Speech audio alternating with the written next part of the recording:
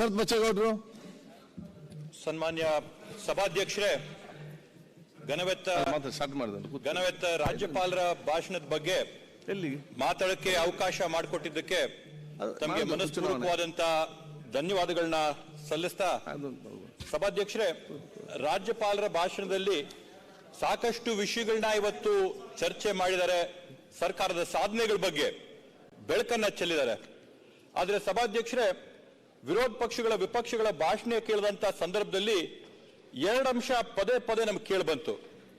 ಪದೇ ಪದೇ ಘನವೆತ್ತ ರಾಜ್ಯಪಾಲರ ಕೈಯಲ್ಲಿ ಮಾತಾಡಿಸಿದ್ರು, ಏಳಿಸಿದ್ರು ಅನ್ನಂತ ಪದಾನ್ ಬಳಸಿದರೆ, ಸನ್ಮಾನ್ಯ ಸಭಾಧ್ಯಕ್ಷರೇ, ರಾಜ್ಯಪಾಲರು ಈ ರಾಜ್ಯದ ಪ್ರಥಮ ಪ್ರಜೆ, ಅವ್ರಿಗೆ ಪದೇ ಪದೇ ಮಾತಾಡಿಸಿದ್ರು, ಏಳಿಸಿದ್ರು ಅನ್ನಂತ ಅಗೌರವನ ದಯವಿಟ್ಟು ತರಂತದ್ ಬೇಡ. ರಾಜ್ಯಪಾಲರಿಗೂ ಕೂಡ ಅವ್ರದೇ ಆದಂತ ಯೋಚನೆ ಆಲೋಚನೆ ಇರುತ್ತೆ. ಅವ್ರ ಇದನ್ನ ತಿಳ್ಕೊಂಡು ಭಾಷಣ ಮಾಡ್ತಾ ಇರ್ತಾರೆ. ಪದೇ ಪದೇ ಅದನ್ನ ಪ್ರಸ್ತಾಪ ಮಾಡುವಂತದ್ದು ಬೇಡ ಅಂತ ನಾನು ಭಾವಿಸ್ತೀನಿ. ಸಭಾಧ್ಯಕ್ಷರೇ, ಮುಂದುವರೆದು ಈ ಸಭೆಯಲ್ಲಿ, ಈ ಚರ್ಚೆಯಲ್ಲಿ ಆರ್ಥಿಕ ವ್ಯವಸ್ಥೆ, ಸಾಮಾಜಿಕ ವ್ಯವಸ್ಥೆ ಇವೆಲ್ಲವನ್ನೂ ಕೂಡ ಸಾಕಷ್ಟು ಚರ್ಚೆ ಆದ್ರೂ ಕೂಡ ಸುತ್ತಿ ಬಳಸಿ ವಿಷಯಗಳೆಲ್ಲಕ್ಕೆ ಬಂತು ಅಂತಂದ್ರೆ ಎಲ್ಲ ಕೂಡ ಶ್ರೀರಾಮನ ಹತ್ರ ಬಂತು. ಯಾವುದೇ ಚರ್ಚೆ ಇವತ್ತು ಕೂಡ ಸದನದಲ್ಲಿ ನಡೆದಂತ ಚರ್ಚೆ ಶ್ರೀರಾಮನ ಹತ್ರನೇ ಬಂದಿದೆ. ಸಭಾಧ್ಯಕ್ಷರೇ, ಶ್ರೀರಾಮನ್ನ ನಾನಾ ರೀತಿಯಲ್ಲಿ ಬಿಂಬಿಸವ್ರೆ, ಶ್ರೀರಾಮನ್ನ ನಾನಾ ರೀತಿಯಲ್ಲಿ ವರ್ಣಿಸವ್ರೆ, ಶ್ರೀರಾಮನ್ನ ನಾನಾ ರೀತಿಯಲ್ಲಿ ವಿವರಿಸಿದ್ದಾರೆ. ಸಭಾಧ್ಯಕ್ಷರೇ, ನಾವು ನೋಡಿದ್ರೆ ಮಹರ್ಷಿ ವಾಲ್ಮೀಕಿ ಅವರು ಶ್ರೀರಾಮನ್ನ ರಾಮರಾಜ್ಯನ ಒಂದು ತರ ಬಿಂಬಿಸ್ತಾರೆ, ವರ್ಣಿಸ್ತಾರೆ.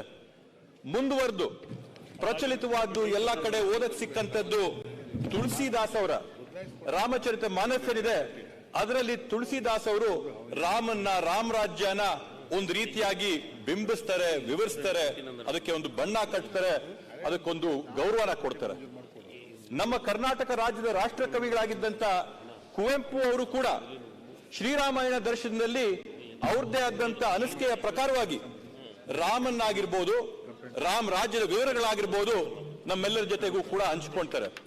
ಆದ್ರಿಂದ ಸಭಾಧ್ಯಕ್ಷರೇ, ರಾಮನ ನಾವು ನಾನಾ ರೀತಿಗಳಲ್ಲಿ ನೋಡ್ಬೋದು, ನಾನಾ ರೀತಿಗಳಲ್ಲಿ ಬಿಂಬಿಸಬಹುದು, ನಾನಾ ರೀತಿಗಳಲ್ಲಿ ವರ್ಣಿಸಬಹುದು. ನಮ್ಗೆ ಮತ್ತೆ ವಿಪಕ್ಷಗಳಲ್ಲಿ ಇಷ್ಟು ಸಂಘರ್ಷ, ಇಷ್ಟು ಗಲಾಟೆ, ಇಷ್ಟು ಚರ್ಚೆಗಳು ನಡೀತಾ ಇದೆ ಅಂದ್ರೆ ನನ್ನ ಒಂದು ಭಾವನೆ, ನನ್ನ ಒಂದು ಅನಿಸಿಕೆ ಅಂದ್ರೆ ನಾವು ರಾಮನ್ನ ಯಾವ ದೃಷ್ಟಿಕೋನದಿಂದ ನಾವು ನೋಡ್ತಾ ಇದೀವಿ ಅನ್ನೋದ್ರಿಂದ ಈ ಎರಡು ಚರ್ಚೆಗಳಾಗ್ತಿರ್ತಕ್ಕಂಥದ್ದು. ಸನ್ಮಾನ್ಯ ಸಭಾಧ್ಯಕ್ಷರೇ, ನಾನಾದ್ರೂ ಭಾವಿಸಿದ್ದೀನಿ ಶ್ರೀರಾಮನ್ನ ನಾವು ಯಾವ ತರ ನೋಡಿದ್ವಿ ಅಂದ್ರೆ ಮಹಾತ್ಮ ಗಾಂಧೀಜಿ ಅವರ ಕಲ್ಪನೆ, ರಾಮ ಮತ್ತೆ ರಾಮರಾಜ್ಯ ಅಂತ ಮಹಾತ್ಮ ಗಾಂಧೀಜಿ ಅವರ ಕಲ್ಪನೆ ಏನಿತ್ತೋ ಆ ಒಂದು ಕಲ್ಪನೆಯ ಅಡಿಯಲ್ಲಿ ಇವತ್ತು ನಾವು ಶ್ರೀರಾಮನ್ನ ನೋಡ್ತಾ ಇದೀವಿ. ವಿರೋಧ ಪಕ್ಷಗಳು, ವಿಪಕ್ಷಗಳು ಶ್ರೀರಾಮನ್ನ ಬೇರೆ ರೀತಿಯಲ್ಲಿ ನೋಡ್ಬೋದು. ಬಹುಶಃ ಸವರ್ಕರ್ ಅವರು ಅಥವಾ ಗೋಲ್ವಾರ್ಕರ್ ಅವರ ದೃಷ್ಟಿಯಿಂದ ಶ್ರೀರಾಮನ್ನ ನೋಡ್ಬೋದು. ಅದ್ರ ಬಗ್ಗೆ ನಮ್ಗೆ ಯಾವೊಂದು ಅಭ್ಯಂತರ ಕೂಡ ಇಲ್ಲ. ಸನ್ಮಾನ್ಯ ಸಭಾಧ್ಯಕ್ಷರೇ, ಇವತ್ತು ಮಹಾತ್ಮ ಗಾಂಧೀಜಿಯವರ ರಾಮರಾಜ್ಯದ ಕಲ್ಪನೆ ಯಾವ ತರ ಇತ್ತು ಅಂತ ಹೇಳಿದ್ರೆ, ಅವರು 1929ನೇ ಇಸ್ವಿಯಲ್ಲಿ ಒಂದು ಮಾತು ಹೇಳ್ತಾರೆ. ಸಭಾಧ್ಯಕ್ಷರೇ, by Ram Rajya I do not mean Hindu Rajya, I mean by Ram Rajya divine Rajya, the kingdom of God. For me Ram and Rahim are one and the same deity. I acknowledge no God but the one God of truth and righteousness. ಅಂದ್ರೆ ಮಹಾತ್ಮ ಗಾಂಧೀಜಿ ಅವರು ಏನ್ ಹೇಳ್ತಾರೆ, ರಾಮ್ ರಾಜ್ಯದ ಅರ್ಥ ಹಿಂದೂ ರಾಜ್ಯ ಅಲ್ಲ, ರಾಮ್ ರಾಜ್ಯದ ಅರ್ಥ ಧರ್ಮ ಇರ್ತಕ್ಕಂಥ ರಾಜ್ಯ ಅಂತೇಳಿ, ನಾನು ಪಾಲನೆ ಮಾಡ್ತಕ್ಕಂಥ ದೇವರು ಒಂದೇ ದೇವರು, ಅದು ಸತ್ಯ ಮತ್ತೆ ಧರ್ಮ.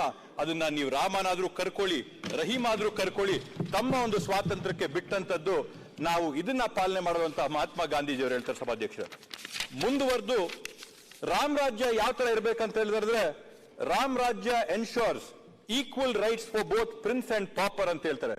ಅಂದ್ರೆ ದೇಶದಲ್ಲಿರ್ತಕ್ಕಂಥ ಮಹಾರಾಜನಾಗಿರ್ಬೋದು ಅಥವಾ ಕಡ ಬಡವನಾಗಿರ್ಬೋದು, ಎಲ್ಲರಿಗೂ ಕೂಡ ಸಮಾನವಾದಂತ ಹಕ್ಕುಗಳು, ಸಮಾನವಾದಂತ ಅವಕಾಶಗಳು ಕಲ್ಪಿಸ್ಕೊಡಂತ ಒಂದು ರಾಜ್ಯನೇ ರಾಮ್ ರಾಜ್ಯ ಅಂತ ಹೇಳ್ತಾರೆ. ಸಭಾಧ್ಯಕ್ಷರೇ, ರಾಮ್ ರಾಜ್ಯ is the land of dharma, a realm of peace, harmony, happiness, young and old, high and low, all creatures on earth ಇಟ್ ಸೆಲ್ಫ್ ಅಂತೇಳಿ. ಅಂದ್ರೆ ರಾಮ್ ರಾಜ್ಯದಲ್ಲಿ ಧರ್ಮ ಇರುತ್ತೆ, ರಾಮ್ ರಾಜ್ಯದಲ್ಲಿ ಶಾಂತಿ ಇರುತ್ತೆ, ಸೌಹಾರ್ದತೆ ಇರ್ತದೆ, ಸಂತೋಷ ಇರ್ತದೆ, ಕಿರಿಯರು ಹಿರಿಯರು ಎಲ್ಲರೂ ಕೂಡ ಶಾಂತಿಯಿಂದ ಸುಭಿಕ್ಷೆಯಿಂದ ಕೆಳವರ್ಗದವರು ಮೇಲ್ವರ್ಗದವರು ಅನ್ನಂತ ಯಾವೊಂದು ವ್ಯತ್ಯಾಸ ಇಲ್ಲದೆ ಇರಂತ ಒಂದು ನಾಡು ರಾಮರಾಜ್ಯ. ಸಭಾಧ್ಯಕ್ಷರೇ, ಈ ಗಾಂಧೀಜಿಯವರ ಕನಸಿನ ರಾಮರಾಜ್ಯನ ಸೃಷ್ಟಿ ಮಾಡಕ್ ಹೊರಟಿರ್ತಕ್ಕಂಥ ಸರ್ಕಾರ ಯಾವ್ದಾದ್ರು ಇದ್ರೆ ಸನ್ಮಾನ್ಯ ಸಿದ್ದರಾಮಯ್ಯನವರ, ಡಿ ಕೆ ಶಿವಕುಮಾರನವರ, ನಮ್ಮ ಕಾಂಗ್ರೆಸ್ ಸರ್ಕಾರ ಅಂತ ನಾನು ಹೆಮ್ಮೆಯಿಂದ ಹೇಳ್ಕೊಳ್ತೀನಿ. ಸಭಾಧ್ಯಕ್ಷರೇ, ಕೆಲವೊಂದು ವಿಷಯಗಳ ಬಗ್ಗೆ ನಾವು ಬೆಳಕು ಚೆಲ್ಲಲೇಬೇಕಾಗ್ತದೆ. ಇವತ್ತು ಭಾರತ ದೇಶದ ದುರ್ದೈವ ಏನಂತಂದ್ರೆ, ಬಡತನದ ರೇಖೆಯ ವಿಷಯದಲ್ಲಿ ವಿಶ್ವಾದ್ಯಂತ ಇರ್ತಕ್ಕಂಥ ಎಲ್ಲಾ ದೇಶಗಳಲ್ಲಿ ನಾವು 111ನೇ ಸ್ಥಾನದಲ್ಲಿದ್ದೀವಿ. ಸಭಾಧ್ಯಕ್ಷರೇ, ಅಂದ್ರೆ ಒಂದರಿಂದ ಲೆಕ್ಕ ಹಾಕೊಂಡು ಬಂದ್ರೆ ಬಡತನದಲ್ಲಿ 111ನೇ ಸ್ಥಾನದಲ್ಲಿ ಭಾರತ ದೇಶ ನಿಂತಿದೆ. 84 ಕೋಟಿ ಜನ ಒಂದು ದಿನಕ್ಕೆ 250 ರೂಪಾಯಿಗಿಂತ ಕಡಿಮೆ ಆದಾಯದಲ್ಲಿ ಬದುಕನ್ನ ನಡೆಸ್ತಾ ಇದ್ದಾರೆ. ಅಂದ್ರೆ ತಿಂಗಳಿಗೆ 7,500 ರೂಪಾಯಿ ಮಾತ್ರ ಅವರ ಆದಾಯ ಇರತಕ್ಕಂಥದ್ದು. ಅದಕ್ಕಿಂತ ಕೆಳ ವರ್ಗದಲ್ಲಿರ್ತಕ್ಕಂಥವ್ರು 25 ಕೋಟಿ ಜನ ಈ ದೇಶದಲ್ಲಿ 150 ರೂಪಾಯಿಗಿಂತ ಒಂದು ದಿನಕ್ಕೆ ಕಡಿಮೆ ವೆಚ್ಚದಲ್ಲಿ ಬದುಕನ್ನ ನಡೆಸ್ತಾ ಇದ್ದಾರೆ ಅಂತಂದ್ರೆ ತಿಂಗಳಿಗೆ 4,500ದಲ್ಲಿ ಅವರ ಬದುಕನ್ನ ನಡೆಸ್ತಾ ಇದ್ದಾರೆ. ಸಭಾಧ್ಯಕ್ಷರೇ, ಇದು ಎಂತ ಒಂದು ದುರ್ದೈವದ ವಿಷಯ. ಸಭಾಧ್ಯಕ್ಷರೇ, ಈ ಒಂದು ತೊಂದರೆಗಳನ್ನ, ಸಾರ್ವಜನಿಕರ ನೋವುಗಳನ್ನ ತಿಂದಂತ ನಮ್ಮ ಕಾಂಗ್ರೆಸ್ ಸರ್ಕಾರ ಇವತ್ತು ಗೃಹಲಕ್ಷ್ಮಿ ಯೋಜನೆ ಅಡಿಯಲ್ಲಿ ಮನೆಯಲ್ಲಿರ್ತಕ್ಕಂಥ ಯಜಮಾನಿಗೆ ಇವತ್ತು 2,000 ರೂಪಾಯಿನ ನೇರವಾಗಿ ಅವರ ಖಾತೆಯಲ್ಲಿ ಪಾವತಿ ಮಾಡುವ ಮುಖಾಂತರವಾಗಿ ಕರ್ನಾಟಕ ರಾಜ್ಯದಲ್ಲಿರ್ತಕ್ಕಂಥ ಸುಮಾರು 1,20,00,000 ಕುಟುಂಬಗಳಿಗೆ ಬಡತನದ ರೇಖೆಯಿಂದ ಅವ್ರನ್ನ ಹೊರಗೆ ತಂದಿರತಕ್ಕಂಥ ಸಾಧನೆ ನಮ್ಮ ಸರ್ಕಾರ ಮಾಡಿದೆ. ಸಭಾಧ್ಯಕ್ಷರೇ, ಆ 1,20,00,000 ಕುಟುಂಬದ 5 ಕೋಟಿ ಸದಸ್ಯರನ್ನ ನಾವಿವತ್ತು ಬಡತನದಿಂದ ಹೊರಗಡೆ ತಂದಿದ್ದೀವಿ. ಸ್ವಾಭಿಮಾನದಿಂದ ಬರಕತರ ನಾವು ಮಾಡಿಕೊಟ್ಟಿದ್ದೀವಿ. ಸಭಾಧ್ಯಕ್ಷರೇ, ಈ ಕಾಸನ್ನ ಕೂಡ ಕೊಟ್ಟಿರತಕ್ಕಂಥದ್ದು ನಾವು ಯಾರಿಗೆ? ಮನೆಯಲ್ಲಿರ್ತಕ್ಕಂಥ ಸೀತಾದೇವಿಗೆ ನಾವು ಕಾಸು ಕೊಟ್ಟಿದ್ದೀವಿ. ಆ ಕಾಸನ್ನ ಅವರು ಮನೆಯಲ್ಲಿರ್ತಕ್ಕಂಥ ಅವರ ಲವಕುಶರಿಗೆ ಖರ್ಚು ಮಾಡ್ತಾರೆ. ದುಡ್ಕೊಂಡು ಬಂದಂತ ಅವ್ರ ಪತಿಯಾದಂತ ಶ್ರೀರಾಮನ್ ಖರ್ಚು ಮಾಡ್ತಾರೆ. ಇದೆಲ್ಲೂ ಕೂಡ ಕ್ಲಬ್ಗಳಿಗೆ, ಪಬ್ಗಳಿಗೆ ಹೋಗಂತ ಕಾಸಲ್ಲ, ಬಡವರ ಒಂದು ಸಮಸ್ಯೆಗಳಿಗೆ ಬಳಸಂತ ಕಾಸು. ಇವತ್ತು ಇದರ ಸಾಕ್ಷಿ ಏನಂತಂದ್ರೆ ಸಭಾಧ್ಯಕ್ಷರೇ, ಈ 2,000 ರೂಪಾಯಿ ಈ ಯೋಜನೆ ಅಡಿಯಲ್ಲಿ ನಾವು ಯಾವಾಗ ನೇರವಾಗಿ ಕಾಸನ್ನ ಪಾವತಿ ಮಾಡಕ್ ನಾವು ಪ್ರಾರಂಭ ಮಾಡಿದ್ವು, ನಮ್ಮ ಸರ್ಕಾರದಲ್ಲಿ GSTಯ ಸಂಗ್ರಹಣೆ ಏನಾಗಿದೆ ಅದರ ಪ್ರಮಾಣ ಜಾಸ್ತಿ ಆಗ್ತಾ ಇರತಕ್ಕಂಥದ್ದು ನಮ್ಮ ಹತ್ರ ಅಂಕಿಅಂಶಗಳ ಜೊತೆ ಇದೆ. ಅಂತಂದ್ರೆ ನಾವು ಕೊಟ್ಟಂತ ಕಾಸು ವಾಪಸ್ ಮಾರುಕಟ್ಟೆಗೆ ಬರ್ತಾ ಇದೆ, ಮಾರ್ಕೆಟ್ಗೆ ಬರ್ತಾ ಇದೆ, ಎಕಾನಮಿಗೆ ಬರ್ತಾ ಇದೆ, ರೊಟೇಷನ್ ಆಗ್ತಾ ಇದೆ, ಸಮೃದ್ಧಿ ಆಗ್ತಾ ಇದೆ, ಅಭಿವೃದ್ಧಿ ಆಗ್ತಾ ಇದೆ. ಯಾರು ಈ ಕಾಸನ್ನ ಮನೆಯಲ್ಲಿ ಇಟ್ಕೊಂಡಿಲ್ಲ, ಮಾರ್ಕೆಟ್ಗೆ ವಾಪಸ್ ಬರ್ತಾ ಇದೆ, ಖರ್ಚಾಗ್ತಾ ಇದೆ, ಎಕಾನಮಿ ಬೆಳೆಯಂತ ಒಂದು ಪರಿಸ್ಥಿತಿ ಇದೆ. ಸಭಾಧ್ಯಕ್ಷರೇ, ಬಡತನದ ನಿರ್ಮೂಲ ಮಾಡುವ ಒಂದು ಪ್ರಯತ್ನದಲ್ಲಿ ಇವತ್ತು ನಾವು ರಾಮರಾಜ್ಯನ ಕಟ್ಟಂತ ಒಂದು ಕೆಲಸ ಮಾಡ್ತಾ ಇಲ್ವಾ ಕರ್ನಾಟಕದಲ್ಲಿ? ವಿಪಕ್ಷಗಳವರು ನೀವು ರಾಮ ಮಂದಿರನ ಕಟ್ಟಿರ್ಬೋದು, ನಾವಿಲ್ಲ ಅಂತ ಹೇಳ್ತಾ ಇಲ್ಲ, ಆದ್ರೆ ನಾವು ರಾಮರಾಜ್ಯ ಕಟ್ಟಂತ ಪ್ರಯತ್ನದಲ್ಲಿ ಸಹಕರಿಸಿ ಅಂತ ನಾನು ತಮ್ಮಲ್ಲಿ ಮನವಿ ಮಾಡ್ತೀನಿ. ಇವತ್ತು ಒಂದು ಕಡೆ ಬಡತನ ಆದ್ರೆ ಮತ್ತೊಂದು ಕಡೆ ಹೊಟ್ಟೆ ಹಸುವು, ಹಂಗರ್, ಈ ಒಂದು ಇಂಡೆಕ್ಸ್ ವರ್ಲ್ಡ್ ಹಂಗರ್ ಇಂಡೆಕ್ಸ್ ಅಂತ ಮಾಡ್ಕೊಂಡಿದ್ದಾರೆ. ಈ ವಿಶ್ವಾದ್ಯಂತ ಇರತಕ್ಕಂತ ಹಸಿವಿನ ಒಂದು ಅಂಕಿಅಂಶಗಳಲ್ಲಿ ಭಾರತ ದೇಶ 113ನೇ ಸ್ಥಾನದಲ್ಲಿದೆ. ಎಂತ ಒಂದು ಚಿಂತಾಜನಕವಾದಂತ, ಶೋಕಜನಕವಾದಂತ ಬೆಳವಣಿಗೆ ಇದು ಸಭಾಧ್ಯಕ್ಷರೇ. 3 ಹೊತ್ತು ಊಟ ಇಲ್ಲದಿದ್ದಂತ ರಾಷ್ಟ್ರ ಆಗಿ ಈ ದೇಶ ಪರಿವರ್ತನೆ ಆಗಿದೆ.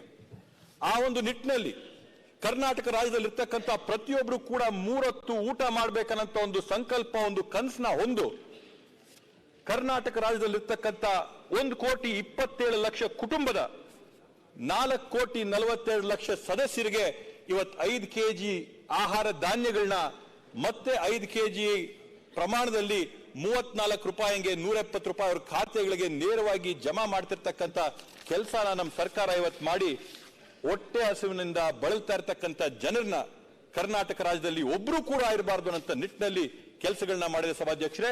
ಇದು ಬರೀ ಅನ್ನಭಾಗ್ಯ ಒಂದೇ ಅಲ್ಲ, ಇವತ್ತು ಇಂದಿರಾ ಕ್ಯಾಂಟೀನ್, ಈ ಹಿಂದೆ ನಮ್ಮ ಸರ್ಕಾರ ಇದ್ದಂತ ಸಂದರ್ಭದಲ್ಲಿ ಇಂದಿರಾ ಕ್ಯಾಂಟೀನ್ ನ ತೆಗೆದಿದ್ವಿ.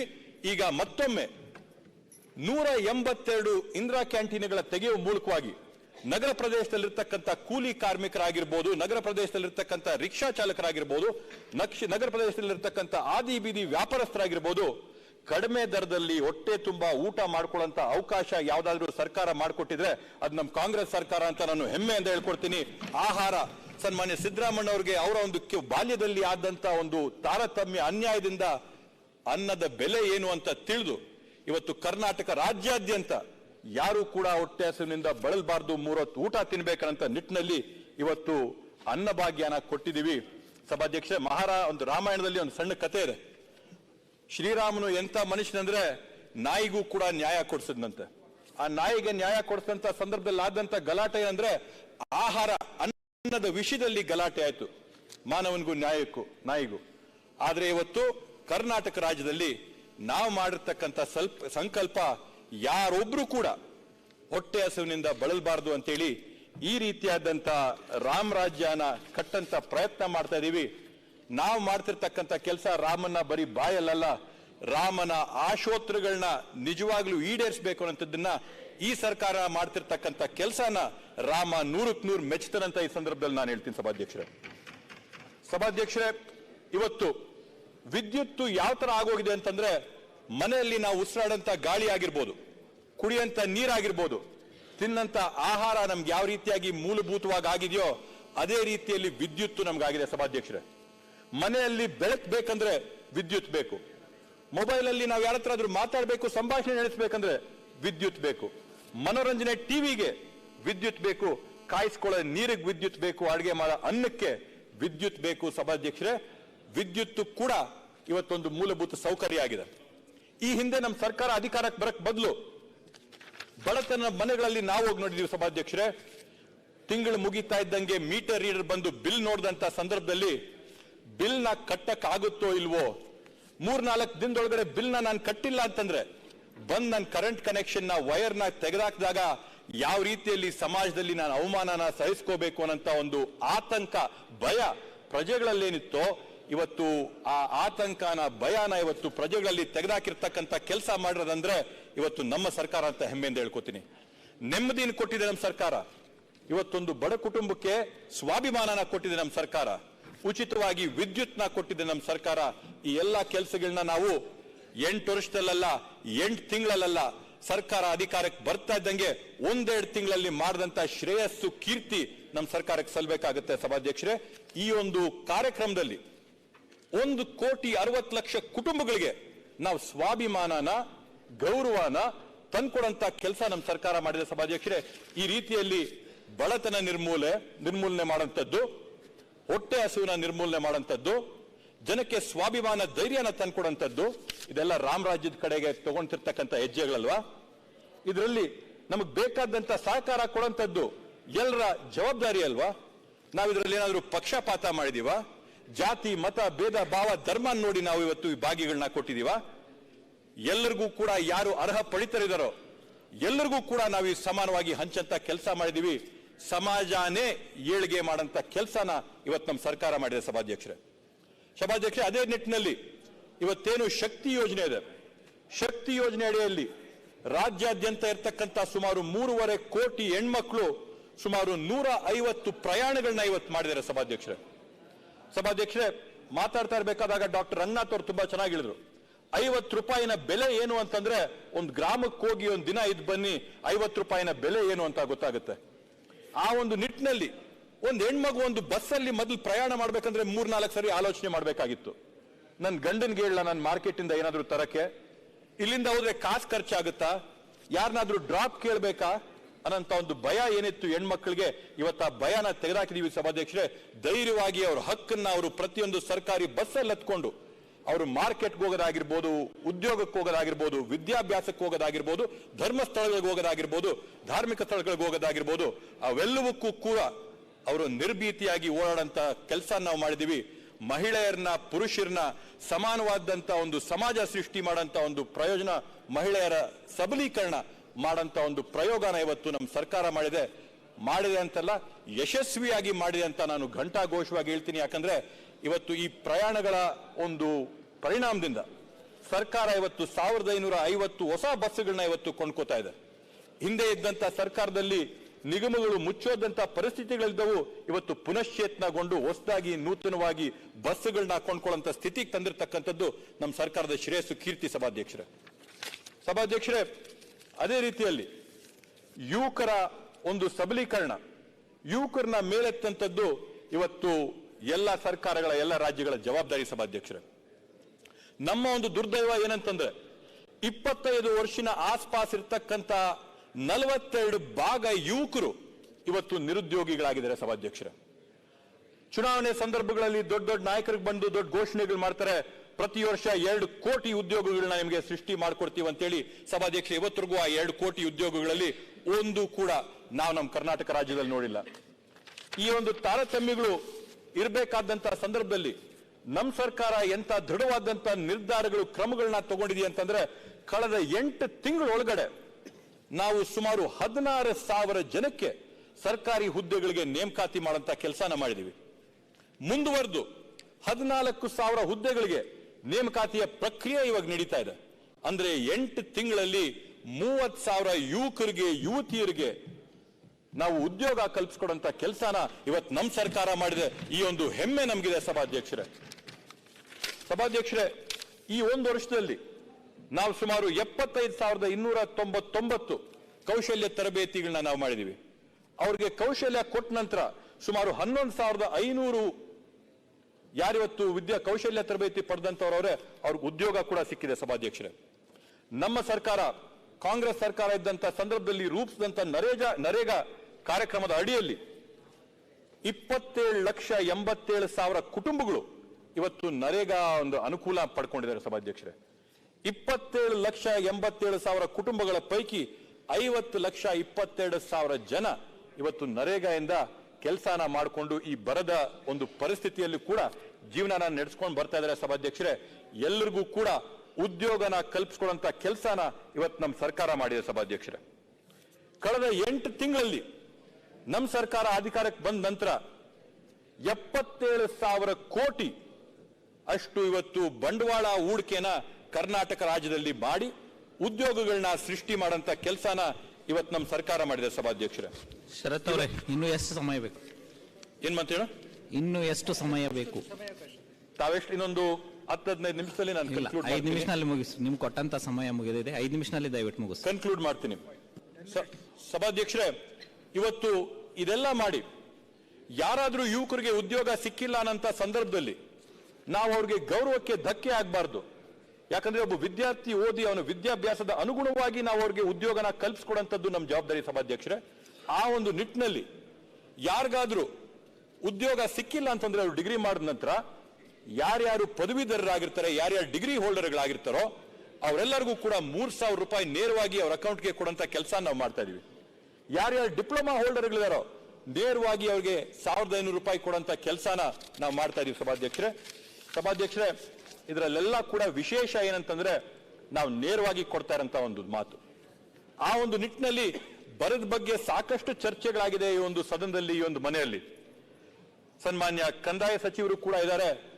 ಏನಿವತ್ತು ಕರ್ನಾಟಕ ರಾಜ್ಯದಲ್ಲಿರ್ತಕ್ಕಂಥ ಸುಮಾರು 32,50,000 ರೈತರಿಗೆ 2,000 ರೂಪಾಯಿ ಹಂಗೆ ನೇರವಾಗಿ ಅವರ ಅಕೌಂಟ್ಗಳಿಗೆ ಪಾವತಿ ಮಾಡೋದ್ರ ಮುಖಾಂತರವಾಗಿ 617 ಕೋಟಿನ ಇವತ್ತು ನಾವು ರೈತರಿಗೆ ಕೊಟ್ಟಿದ್ದೀವಿ. ಯಾವೊಬ್ಬ ರೈತ ಕೂಡ ಒಂದು ಸರ್ಕಾರಿ ಒಂದು ಆಫೀಸಿನ ಬಾಗಿಲುಗಳಿಗೆ ಅಲಿಯಂತ ಕೆಲಸನ ಮಾಡಲಿಲ್ಲ. ಯಾರನ್ನು ಮಧ್ಯವರ್ತಿಗಳನ್ನ ನಾವು ಬಳಸಲಿಲ್ಲ. ನೇರವಾಗಿ ಅವ್ರ ಫ್ರೂಟ್ಸ್ ಐಡಿ, ಆಧಾರು, ಪಾಣಿಗಳನ್ನ ಲಿಂಕ್ ಮಾಡಿ ಅವರ ಒಂದು ಹಕ್ಕನ್ನ ನೇರವಾಗಿ ಅವ್ರಿಗೆ ಕೊಡಂತ ಕೆಲಸ ನಮ್ಮ ಸರ್ಕಾರ ಮಾಡಿದೆ ಸಭಾಧ್ಯಕ್ಷರೇ. ನೇರವಾಗಿ ಸವಲತ್ತುಗಳನ್ನ ಕೊಡಂತ ವಿಷಯನ ಯಾಕೆ ನಾನು ಪ್ರಸ್ತಾಪ ಮಾಡ್ತಾ ಇದ್ದೀನಿ ಅಂತಂದ್ರೆ ಸಭಾಧ್ಯಕ್ಷರೇ, ಭ್ರಷ್ಟಾಚಾರದಲ್ಲಿ ಭಾರತ ದೇಶ ವಿಶ್ವಾದ್ಯಂತ 93ನೇ ಸ್ಥಾನದಲ್ಲಿದೆ. ಅಂದ್ರೆ ಅಷ್ಟು ಭ್ರಷ್ಟಾಚಾರ ನಮ್ಮ ದೇಶದಲ್ಲಿರ್ತಕ್ಕಂಥದ್ದು. ಈ ಭ್ರಷ್ಟಾಚಾರನ ನಾವು ನಿರ್ಮೂಲನೆ ಮಾಡ್ಬೇಕಂತಂದ್ರೆ ನೇರವಾಗಿ ಪಡಿತರಿಗೆ ಕೊಡಂತ ಕೆಲಸನ ಮಾಡ್ಬೇಕು ಸಭಾಧ್ಯಕ್ಷರೇ. ಆ ಒಂದು ನಿಟ್ಟಿನಲ್ಲಿ 59,000 ಕೋಟಿ ರೂಪಾಯಿನ ನಾವು ನೇರವಾಗಿ ಪಡಿತರಿಗೆ, ಯಾರೇ ಒಬ್ಬ ಮಧ್ಯವರ್ತಿ ಇಲ್ಲದೆ, ಯಾರೇ ಒಬ್ಬ ಕಮಿಷನ್ ತಗೊಂಡೆ, ಯಾವುದೇ ಒಂದು ಪೋಸ್ಟ್ ಆಫೀಸು, PDO, ತಾಲೂಕು ಕಚೇರಿ ಹತ್ರ ಅಲ್ದಾಡದೆ 59,000 ಕೋಟಿಯಷ್ಟು ಸೌಲಭ್ಯನ ನಾವು ಅವ್ರಿಗೆ ಕೊಡ್ತಾ ಇದೀವಿ. ಅಂದ್ರೆ ನಾವಿದರಲ್ಲಿ ಭ್ರಷ್ಟಾಚಾರನ ನಿರ್ಮೂಲನೆ ಮಾಡೋದ್ರಲ್ಲಿ ಪ್ರಮುಖವಾದಂತ ಒಂದು ಹೆಜ್ಜೆನ ತಗೊಂಡಿಲ್ಲ ಸಭಾಧ್ಯಕ್ಷರೇ. ಈ ಎಲ್ಲ ಕಾರ್ಯಕ್ರಮಗಳನ್ನ, ಯೋಜನೆಗಳನ್ನ ರೂಪಿಸ್ಕೊಳ್ಳುವ ಮುಖಾಂತರವಾಗಿ ಕರ್ನಾಟಕ ರಾಜ್ಯನ ಇವತ್ತು ನಾವು ರಾಮ್ ರಾಜ್ಯ ಮಾಡ್ತಾ ಇಲ್ವಾ ಸಭಾಧ್ಯಕ್ಷರೇ? ನಮಗ್ ಬೇಕಾದಂತದ್ದು ರಾಮ ಮಂದಿರ ಅಯೋಧ್ಯದಲ್ಲಿ ಇದ್ಕೊಳ್ಳಿ ಸಂತೋಷ. ನಮಗೆ ಕರ್ನಾಟಕ ರಾಜ್ಯ ರಾಮ ರಾಜ್ಯವಾಗಿರ್ಬೇಕು ಅನ್ನೋ ಒಂದು ಆಸೆ, ಒಂದು ಸಂಕಲ್ಪದಲ್ಲಿ ಇವತ್ತು ನಾವು ಈ ಕೆಲಸಗಳನ್ನ ನಮ್ಮ ಸರ್ಕಾರ ಮಾಡ್ಕೊಳ್ತಾ ಹೋಗ್ತಾ ಇದೆ ಸಭಾಧ್ಯಕ್ಷರೇ. ಬಹುಶಃ ನಾನಾದ್ರೂ ಭಾವಿಸ್ತೀನಿ, ವಿಶ್ವದಲ್ಲೇನೆ ಇಂಥ ಒಂದು ಕೆಲಸ ಬಹುಶಃ ಬೇರೆ ಯಾರು ಕೂಡ ಮಾಡಿಲ್ಲ ಅಂತ ಒಂದು ಡೈರೆಕ್ಟ್ ಡೆಪಾಸಿಟ್ ಸ್ಕೀಮ್.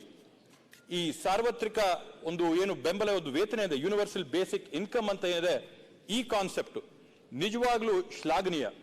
ಇದರಲ್ಲೆಲ್ಲ ಎಲ್ಲಕ್ಕಿಂತ ಬೇಜಾರು ಅಂದ್ರೆ ಸಭಾಧ್ಯಕ್ಷರೇ, ನಮ್ಮ ಕನ್ನಡಿಗರ ಒಂದು ಮನೋಭಾವ.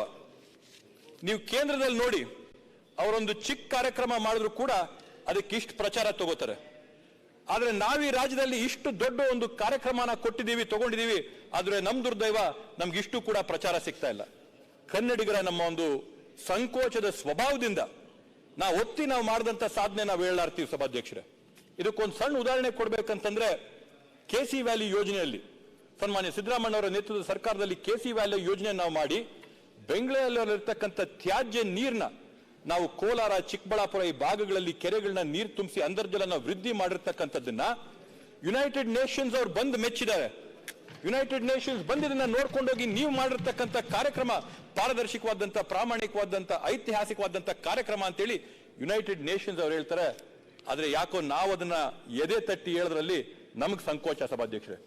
ಅದೇ ರೀತಿಯಲ್ಲಿ ಈ 59,000 ಕೋಟಿ ಕೂಡ ನಾವು ಬಡತನ ನಿರ್ಮೂಲನೆ ಮಾಡೋದ್ರಲ್ಲಿ ತಗೊಂಡಿರ್ತಕ್ಕಂಥ ಹೆಜ್ಜೆ ಕ್ರಮ, ನಾವು ಇದನ್ನ ಘಂಟಾಘೋಷವಾಗಿ ಎದೆ ತಟ್ಟಿ ಎಲ್ಲ ಕಡೆ ಪ್ರಚಾರ ಮಾಡಿ ನಾವು ಈ ದೇಶದಲ್ಲಿರ್ತಕ್ಕಂಥ ಜನರಿಗೆ, ಈ ರಾಜ್ಯದಲ್ಲಿರ್ತಕ್ಕಂಥ ಜನರಿಗೆ ರಾಮರಾಜ್ಯನ ಕಲ್ಪಿಸ್ಕೊಡಂತ ಕೆಲಸ ಮಾಡ್ತಾ ಇದೀವಿ ಅಂತೇಳಿ ಪ್ರಚಾರ ಮಾಡ್ಕೊಡಂತದ್ದು ನಮ್ಮೆಲ್ಲರ ಜವಾಬ್ದಾರಿ ಸಭಾಧ್ಯಕ್ಷರೇ. ಇವತ್ತು ಮಾತಾಡಿದಂತ ಸಂದರ್ಭದಲ್ಲಿ ಎಲ್ಲರೂ ಕೂಡ ಬೇರೆ ಬೇರೆ ಚರ್ಚೆಗಳಾಯ್ತು. ಕೇಂದ್ರದಿಂದ ನಮಗೆ ಯಾವ ರೀತಿಯಾದಂತ ಲೋಪಗಳಾಗಿದೆ, ಕೇಂದ್ರದಿಂದ ನಮಗೆ ಯಾವ ರೀತಿಯಾದಂತ ಕೋತಾಗಳಾಗಿವೆ ಅಂತೇಳಿ ಎದ್ದು ಕಾಣ್ತಾ ಇದೆ ಸಭಾಧ್ಯಕ್ಷರೇ. ಮೊನ್ನೆ ನಾವು ದೆಹಲಿಗೆ ಹೋದಂತ ಸಂದರ್ಭದಲ್ಲಿ ಒಂದು ಅಂಕೆ ಎದ್ದು ನಿಲ್ತದೆ. 1,87,000 ಕೋಟಿಯಷ್ಟು ಕೇಂದ್ರ ಸರ್ಕಾರದಿಂದ ಇವತ್ತು ಕರ್ನಾಟಕ ರಾಜ್ಯ ಸರ್ಕಾರಕ್ಕೆ ಕಡಿತ ಆಗಿದೆ. ಇವತ್ತು ನಾವು ಸರಿಯಾದಂತ ರಾಮರಾಜ್ಯ ಮಾಡ್ಬೇಕಂದ್ರೆ, ಸಾರ್ವಜನಿಕರಿಗೆ ಸರಿಯಾದಂತ ಸವಲತ್ತನ್ನ ನಾವು ತಲುಪಿಸಬೇಕಂದ್ರೆ, ಅವ್ರ ಹಕ್ಕನ್ನ ಕೊಡ್ಬೇಕಂದ್ರೆ, ಇವತ್ತು ನಾವು ಕೇಂದ್ರ ಸರ್ಕಾರಕ್ಕೆ ಅವ್ರು ನಮ್ಗೆ ಸಹಕಾರ ಕೊಡ್ಬೇಕನ್ನೋದಕ್ಕೆ ಮನವಿ ಮಾಡ್ತೀವಿ ಸಭಾಧ್ಯಕ್ಷರೇ.